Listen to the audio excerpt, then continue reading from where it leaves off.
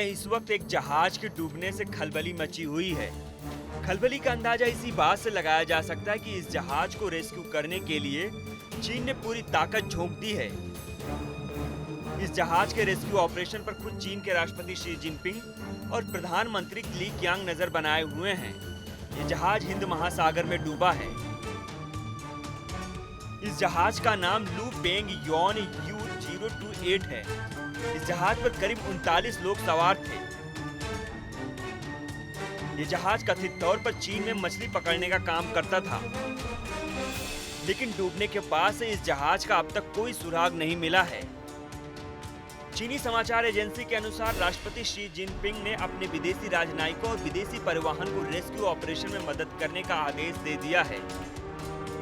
चीनी अधिकारियों ने स्थानीय मीडिया को बताया कि कथित तौर पर मछली पकड़ने वाले इस जहाज पर 17 चीनी क्रू मेंबर, 17 इंडोनेशिया के और 5 फिलीपींस के लोग सवार थे। समाचार एजेंसी सिन्हुआ की रिपोर्ट के अनुसार शी जिनपिंग ने संबंधित विभाग से तैयार रहने के आदेश दिए हैं। फिलहाल रेस्क्यू के लिए आसपास से खोज और बचाव राहत दल मौके पर पहुंच गया है। चीन ने ऑपरेशन में सहायता के लिए 2 जहाज को स्टैंड बाई में रखा है। इस जहाज का महत्व इसी से समझा जा सकता है कि चीन के विदेश मंत्री ने रेस्क्यू ऑपरेशन के लिए ऑस्ट्रेलिया, श्रीलंका, मालदीव, इंडोनेशिया और अन्य दूतावासों को भी अलर्ट मोड पर रहने को कहा है।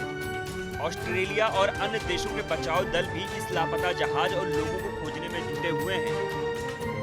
चीन के इस जहाज पर समुद्र में अवैध रूप से मछली पकड़ने का आरोप लगता रहा है।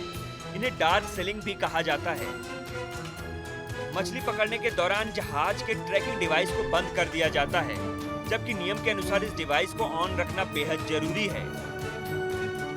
बता दें कि इस डिवाइस की वजह से जहाज की लोकेशन का पता चलता रहता है।